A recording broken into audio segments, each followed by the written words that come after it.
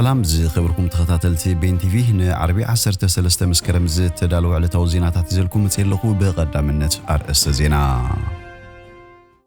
تግራይን መራሕቲ ሕወሓት ካልእ መርዘን ዝኾኖም ጉዳይ ክፈትሑ ተዘይኪሎም ምቅንጻል ኸይጋጥም ተሰጊዩ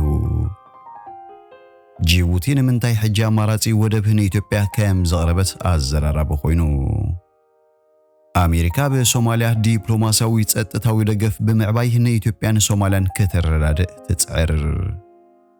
ትራምፕ ምስ ካማላ ሃሪስ ካላይ ክትዕኸም ዘካይድ ገሊጹ زي خبركم تخطاتلتي ازن كالن زي دسس مدبات يزلكم متصلخو كسام وداتا مساي كتصنحو اندحتتكو ابزا چانال دما ناي وترو تخطاتلتن خطكونو سابسكرايب لايك بمغبار ناي دول ملكت كتوقو بخبري يعدمكم تግራይን መራሕቲ ሕወሓት ካልእ መርዘን ዝኾኖም ጉዳይ ክፈትሑ ተዘይኪሎም ምቅንጻል ኸይጋጥም ተሰጊዩ مس مكير مبل 14 ጉባኤ መምላስ ሕጋዊ አፍልጦን ሕወሓትን ተታሒዙ ቃልዕ ዝወፀ ውሽጣዊ ፖለቲካዊ ወጥሪ ላዕለዎት መራሕቲ ትውድብ በስተፈላልዩ ምኽንያታት አጋጣሚታትን ርዕስነታትን ናውስኸ ይኸይዳሎም በዶክተር ደብረጽዮን ገብረ ሚካኤል ዝምራሕ ሓደ ጉጅለ ሕወሓት ኣብ ጽባሕ ዘካየዱ አካታዊ ጉባኤኡ ነቲ በፕሬዝዳንት ግዚያዊ ምምሕዳር ትግራይ አቶ ጌታቸው ረዳ ዝምራሕ ካልእ ጉጅለ ላዕለዎት መሪሕነት ንውድብ አይውክሉን ካብ ዝነበሮም ቦታ ላዕለዎት መሪሕነት አልዒለዮም ኣለኹ ከም ዝበለ ይፍለጥ ኣብ ወንበር ትውድብ ዶክተር ደብረጽዮን ገብረ ሚካኤል ኣብ ዝሃቦ ጋዜጣዊ መግለጹን ንውሳነን መደምደምታን መበል 14 ጉባኤ ደጊሙ ወግዓዊ ዝገበሩ ኮይኑ ኣብ ጉባኤ ዝተሳተፉ አባላት ማዕከላይ ንሕወሓት ብምውካል ኣብ ግዚያዊ ምምሕዳር ክቕጽሉ ከም ዘይክእሉ ኣነጺሮም بخال وجن زلوات وجتاتشو زركبهم لعلوت مريحنة دماء تخيدا كتعو جباي حجة وخامزة يكون بمجلات نسلطان القوي ربحان قال مرحتي سلز تخيده وسانتاتو قبل النت كامزي بلو يمزجلسوم من قصاص حرق جلس لزخونه بصنعت قالو سو يخبل ابت وان تقاومو زغلصات وجتاتشو نعون كالوتن ملاي ሆነ ተባሂሉ በቁልጡፍ ዝተጸውዐ ጉባኤ ከም ዝኾነ ተዛሪቡ ምባሩ ይዝከር أبز غربا معلتاتو نجزيو من محدار يخون بدكتور دبرصيون ገብረ ሚካኤል ዝምራሕ ጉጅለ ላዕለዎት መሪሕነት ሕወሓት ናብ ዝተፈላልዩ ከባቢታት ትግራይ ብምኻድ ህዝባዊ መድረኻት ኣብ ምክያድ ተጸሚዶም ቀንየዋሎም እዚ አካይዶም ነቲ ኣብ መንጎም ዝተፈጥረ ምምቕቓል ናብ ህዝቡን ከልሕኹ ከም ዝኽእል ስጋት ብዙሓት ኮይኑሎ ጅቡቲ ንምንታይ ሕጂ አማራጺ ወደብ ንኢትዮጵያ ከም ዘቕረበት አዘራራበ ኮይኑ ጅቡቲ ኣብ ቀርን አፍሪካ ተፈጢሩ ንዘሎ ከቢድ ወጥርን ምቅላል ኢትዮጵያ ሓንቲ ካብ ወደባታ በቀጥታ ከተማሓደር ዝኽእል አማራጺ ሐሳብ ከም ዘቕረበት ዝከሪዩ ሚኒስትር ጉዳያት ወጻኢ ሃገር መሐሙድ ዓሊ ዩሱፍ ቅድሚ ሒደት ሰሙናት ምስ ቢቢሲ ኣብ ዝገብሮ ፍሉይ ቃለ መሕትት ኢትዮጵያ ናብ ባሕሪ መውጽኢ ኣፍ ደገ ንኽህልዋ ኣገሩን ሓንቲ ካብ ወደባታ ሙሉእ ብምሉእ ከተማሓደር አማራጺ ከም ዘቕረበት ገሊጹ እዩ ኢትዮጵያ ከተማሓደሩ ከአማራጺ ዝቐረበ ወደብ ታጁራ ካብ ዶብ ኢትዮጵያ ንጅቡቲን 100 ኪሎ ሜትር ጥራይ ርሒቑ ዝርከብ ኮይኑ በፍላይ ኣብ ትግራይን ዓፋርን ዝርከብ ሰደድ ማዕድን ፖታሽ ተባሂሉ ዝተሰርሐ ምዃኑ ይንገር እዚ አማራጺ ሐሳብ ዝቐረበ ግን ኢትዮጵያ ምስታ ነገዛእ ርሳ ከም ሃገር ጽውዕ ሶማሊላንድ ኣፍ ደገ ወደብ ክትረክብ ዝኽእል ውዕል ድሕሪ ምኽታማ እዩ ኣብ መንጎ ሶማሊያን ኢትዮጵያን ዝነገሰ ከቢድ ዲፕሎማሲያዊ ወጥሪ ንምዝሓል ምዃኑ ተገሊጹ انتخونت منستر اب قرباوان مس ድምጽ አሜሪካ ዝገበሩ ቃለ መሕተት ጅቡቲ ዝቀረበቱ አማራጭ ሐሳብ ኢትዮጵያ ኃይል ባህሪ ከተሃንጽ ዘየጠቃለል ምዃኑ አመልክቱሎም ከሙን ኢትዮጵያ ዝቀረበ አማራጭ ሐሳብ ኣብ ሰሜን ጅቡቲ ዝርከብ ወደብ ታጁራ ሓባራዊ ምሕደራ ምዃኑ AFP ንኻልኦት ማዕከናት ዜና ጠቂሱ አቃልሒዩ انتخونه ጅቡቲ ዝቀረበቱ አማራጭ ማመህ ወደብ ታጁራ ናብ ኢትዮጵያ ንምስጋር ወይ ንምሻጥ ዘይኮነስ ዝተዛረበት ሚኒስተር ወደብ ንግዳዊ ውሽጥን ወፃን ዓድን ጥራይ ክውዕል ከም ዝኽእል አብርሂም ኢትዮጵያ ነቲ በ9 ሚሊዮን ዶላር ዝተሃነጸ ወደብ ታጁራ ካብ ቅድሚ 4 ዓመት ጀሚራ ክትጥቀመሉ ከም ጽንሕ ዝፍለጥ ኮይኑ በዛባ ዝእማም ሐሳብ ምልክታ ከሳብ ሕጂ ዝሃበቶ ርዩቶ የለን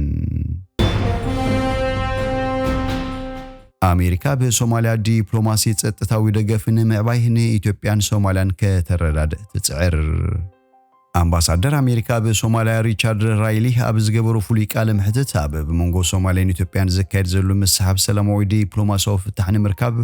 ዝካየድዎ ጻዕርታት ሓዊሱ ንሃገራት ምብራቕ አፍሪካ ዘጋጥማ ዘሎ ቀጻሊ ዲፕሎማሲያዊ ጻዕርታት ጸጥታዊ ብድሆታትን ገሊጹም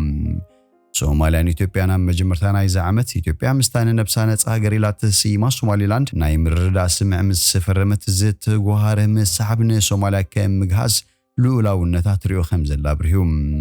እቲ ስምዕ ንኢትዮጵያ ብሶማሊላንድ ሰፊሕ ክፋል ገማግም ባሕሪ ዝህብ ምዃኑ እዩ ኣብ ወርሒ ግንቦት ቃለ መሓላ ዝፈጸመ ራይሊ ኣብ ሞቃዲሾ ኣብ ዝርከብ ኤምባሲ ኣሜሪካ ብዝተኻየደ ቃለ መሕትት ኣሜሪካ ሰላማዊ ፍታሕ ንምርካብን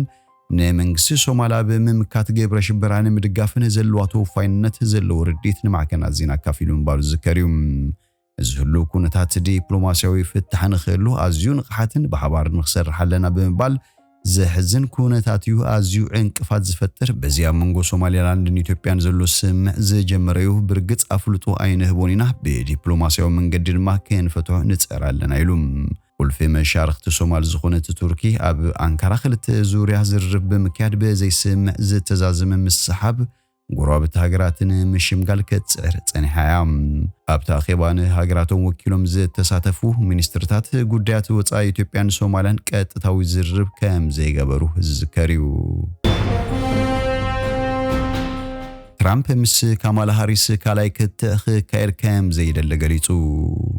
ዶናልድ ትራምፕ ቅድሚቲ ኣብ ሕዳር ዝካየድ ፕሬዝደንታዊ መረጻ ኣንጻር መወዳድርቱ ካማላ ሃሪስ ተወሳኺ ፕሬዝደንታዊ ክትካየድ ከም ዘይደለ ፍሊጦም ንሱ ድሕርቲ ኣብ ፊላደልፊያ ዝተኻየደ ናይ መጀመርታ ቀጥታዊ ክትዓብ ዝሃቦ ርእይቶ ሃሪስ ተወሳኺ ክትገብር ትሓትት ዘላብቲ ናይ ፈለማ ክትዕ ብግልጺ ስለ ዝተዓወቱ ኢሉ ድሕርቲ ናይ ሰሉስ ክትዕ ዝተገብረ ሓያሉ ቅጽበታዊ ምርጫታት ብዝምልከት ደገፍቲ ካማላ ሃሪስ ካብ መወዳድርታ ዶናልድ ትራምፕ ዝሓሸ ውጽኢት ከም ዝረአት ተሰሚዕዎም ትራምፕ ወሲኹ ሃሪስ ኣብ ክንዱ ኣብቲ ከም ምክትል ፕሬዝደንት ኮይና ትሰርሓሉ ዘላ ዕዮ ትኹረት ክትገብር ኣለዋ ኢሉ ድሕርቲ ኣብ ሰሜን ካሮላይና ዝተኻየደ ጎስጓስ ሃሪስ መግለጺ ብምሃብ ኣሜሪካውያን ካልኦት ተወሳኺ ቀጥታዊ ክትዕ ከም ዘየድልዮም ተዛሪባ ክልቲኦም ሕጽያት መርጻ ንኽካየድ ክልተ ወርሒ ጥራይ ኣብ ዝተረፈሉ ግዜ ኣብ ሓያል ውድድር ከም ዘለዉ ዝግለጽ ክልቲኦም ድሕርቲ ብሶሉስ ኣብ ABC ኒውስ ዝተኻየደ ናይ 9 ደቂቃ ክትዕ ሃሪስ ንትራምፕ ኣብ ምክልኻል ዘእተዎ ተኸታታሊ ውልቃዊ መጥቃዕታት ዘካየደት እኳ እንተኾነት በብመንገዶም ተዓዊቶም ከም ዝወፅዮም ተዛሪቦም ትራምፕን ደገፍትን ካብ ሽዑ ጀሚሮም ነቶም ነቲ ክትዕ ዘመሓድሩ ክልተ ጋዜጠኛታት ABC ንሃሪስ ዝድግፉ ዘይፍትሓውያን ወገናውያን እዮም ክብሉ ከሲሶም ትራምፕ ድማ ብሓሙስ ኣብ ዝሃቦ ርእይቶ ተወሳኺ ክትዕ ከም ዘየድልዩ ገሊጾም ትራምፕ ትማል ሓሙስ ኣብ ማሕበራዊ መራኸቢ ሕሳቡ ኣብ ዝጸሓፉ ሓደ ተቓላሳይ ኣብ ዓውደ ኩናትን ተተሳዒሩ ካብ ኣፉ ዝወፃ ናይ መጀመርታ ቃላት ዳግማይ ጾታ እደልየ ክብል ጽሒፎም ኣብቲ ዝተኻየደ ክትዕ ከም ዝተዓወትኩ መባእታዊ ምርጫታት ብንጹር ይሕብሩ ብኡንቡ ድማ ካማላ ሃሪስ ካልኣይ ክትዕ ክካየድ ፀዊዓ ክብል ወሲኹ ገሊጾም ትራምፕ ትማል ሓሙስ ኣብ ኣሪዞና ናይ ድጋፍ ሰልፊ ዘካየደ ኮይኑ ንቴሌሙንዶ ኣሪዞና ኣብ ዝሃቦ ቃለ መሕትት በቃ ኣድላዩ ኮይኑ ኣይተሰማዓናን ብምባል ነቲ ዳግማይ ምስ ካማላ ሃሪስ ክግበር ዝሕሰብ ዘሎ ናይ መድረኽ ክትዕ ነጺግዎም ንሱ ኣስዒቡ ኩሉ እቲ ክንካትዓሉ ዝግባአና ሓሳባት ኣልዒልናዮ ኢና ንሳቶም እውን ዝደለይዎ ኣይመስለንን ኢሎም ጉጅለ ጎስጓስ መረጻ ካማላ ሃሪስ ግን ድሕርቲ ናይ ፊላደልፊያ መድረኽ ክትዕ ካልኣይ መድረኽ ዳሎ ፀዊዖም ኣሎም መረስቲ ብዛዕባ ዝህቦ ድምፂ ንጻረክ ክህልዎም ምእንቲ ተወሳኺ መድረኽ የድልዩ ዝበሉ ኮይኖም ምስ ካማላ ሃሪስ ንቕድሚት ዶ ወይስ ምስ ትራምፕ ንድሕሪት መምላስ ኢሎም ትጉጅለ ሃሪስ ምክትል ፕሬዝደንት ሃሪስ ንኻልኣይ ክትዕ ድልውቲ እያ ዶናልድ ትራምፕ ድማ ኢሎም ኣብቲ ናይ ትራምፕ ምረፁን ጎስጓሳት ብላዕላዋይነት ዝመርሑ ዘለዉ ደገፍቱ ድሕሪቲ ናይ ፊላደልፊያ መድረኽ ኣብ ዝሃቦ ርእይቶ ትራምፕ ንኻልኣይ ግዜ ዝውድብ መድረኽ ክትዕ ንተሓጓስ ክቕበሎ ከም ዝኽእል እዮም ተዛሪቦም ነይሮም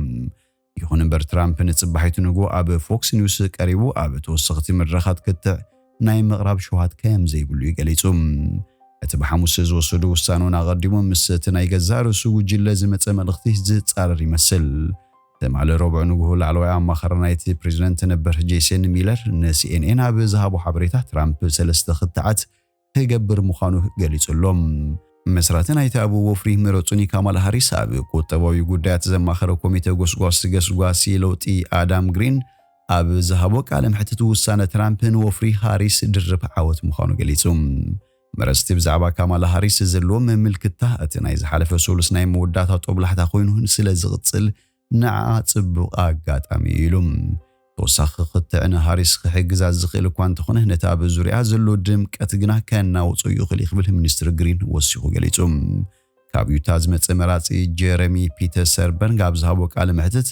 ብውሳነ ትራምፕ ከም ዘይተገረመ ገሊጹ